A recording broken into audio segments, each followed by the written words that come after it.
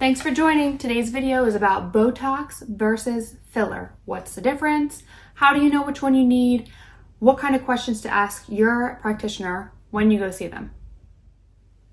Hello everyone, welcome to my channel. My name is Rebecca Razor. I'm an aesthetic nurse in Lancaster, Pennsylvania, in school currently for my NP. Wanted to start this channel to bring everybody together to kind of get a community going, talk about aesthetics and wellness as a whole, because they really are very much connected, just like your gut health is connected to your skin. And people want to age well, both internally and externally. So let's talk about them together, how you can do the best of both and kind of bring them together.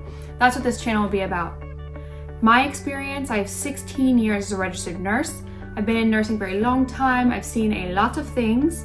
Last 4 years have been in aesthetics. So lasering, injectables, Botox, filler, Sculptra, all the things. Want to bring these to you, give you an insight into these.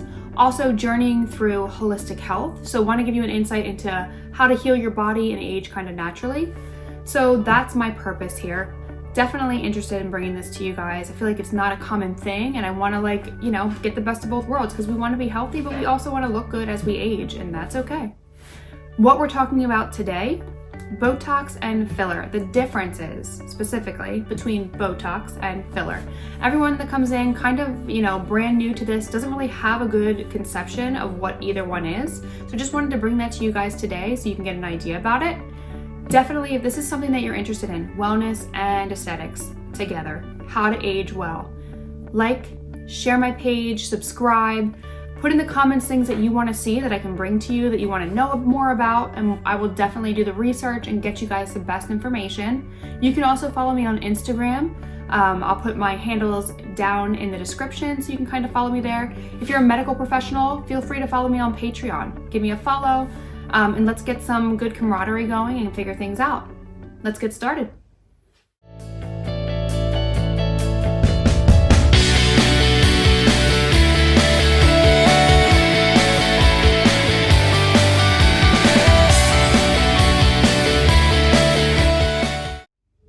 Botox is a neuromodulator. What is a neuromodulator? Well, that sounds like a crazy long word that no one understands. I get it. There are different types of Botox, like 5 or 6 of them. Jeuveau, Daxxify, actual Botox, which just does the best marketing, Dysport. There's a bunch of kinds. So it's good to know what kind your practitioner uses. They're all at the base of the molecule, botulinum toxin A. They just differ in the proteins that they attach to them to preserve them. So all different types of Botox or neuromodulators have different protein loads. Some of them kick in a little bit quicker, some last a little bit longer, so it's a good question to know what type is your practitioner using. Botox works on the muscle.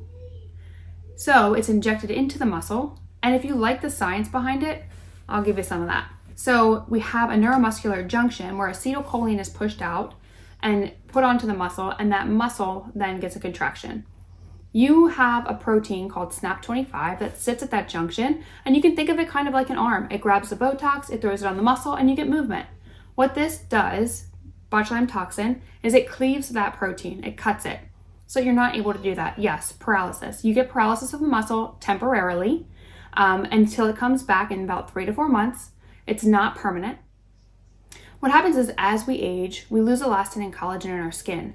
So the movements that we typically make when our skin is healthy and rebounds well, like raising our brows, all that wrinkling, smiling, the angry face, these when we're younger go back at rest.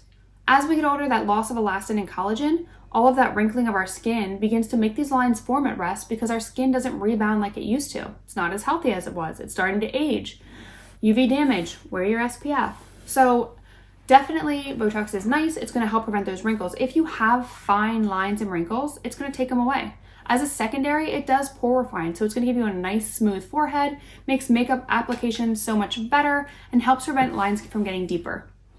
If you wait too long and those lines get too deep, it might not go away with your first dose of Botox. You might need multiple times of keeping up with your Botox, keeping that muscle and skin from creping up on itself, and allowing it to have that time separated so that as your skin cells turn over, that crease is getting better and better each time.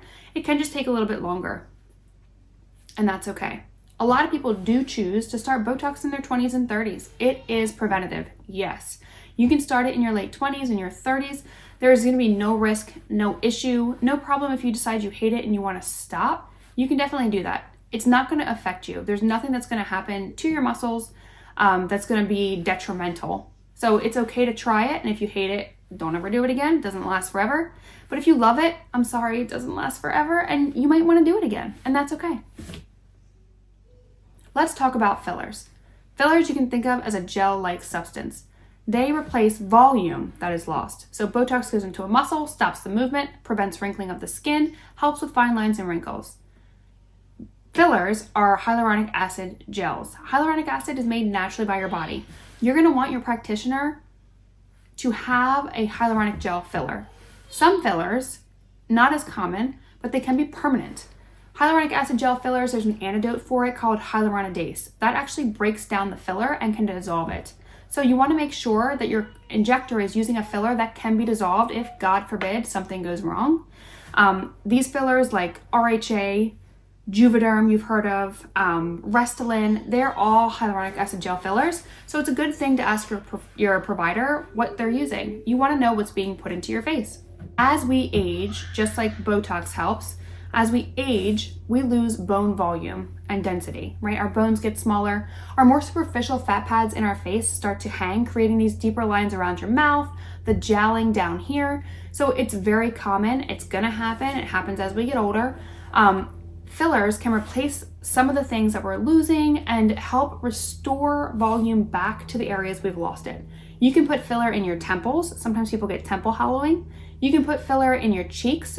That's like the number one best area I would say to get done because it's gonna restore some of the volume lost by your bone loss and the fat pad hanging. It's gonna help reposition tissues back up onto your cheeks and help you feel more symmetrical and reverse your triangle of youth. What is your triangle of youth? Your triangle of youth is something that changes as we get older. When we're younger, our triangle of youth goes like this and then down. You have high cheekbones, you have full temples, and then you have a taper down to your chin. As you get older with this fat pad shift, you'll start to notice that your triangle of youth, which once goes like this, flips. And you have more heaviness down here in the bottom of your face, and everything, gravity, thanks gravity, starts to hang down. So Botox is nice to stop the wrinkling. Fillers will help replace volume loss and can turn around your triangle of youth to help you feel more awake, more rested, more youthful. So definitely be an informed client. Know what your practitioner is using. Ask good questions. They should be going over with things with you like what to expect beforehand, what to expect during, what to expect after. They should know things about you medically like, do you have any autoimmune disorders? Do you have any blood thinners? Are you on any certain types of medication? You should be filling out forms ahead of time. So make sure that you do your research and kind of know which questions to ask, like what products are you using? How long has it been around? Is it well researched? You want to know what's being put into your face.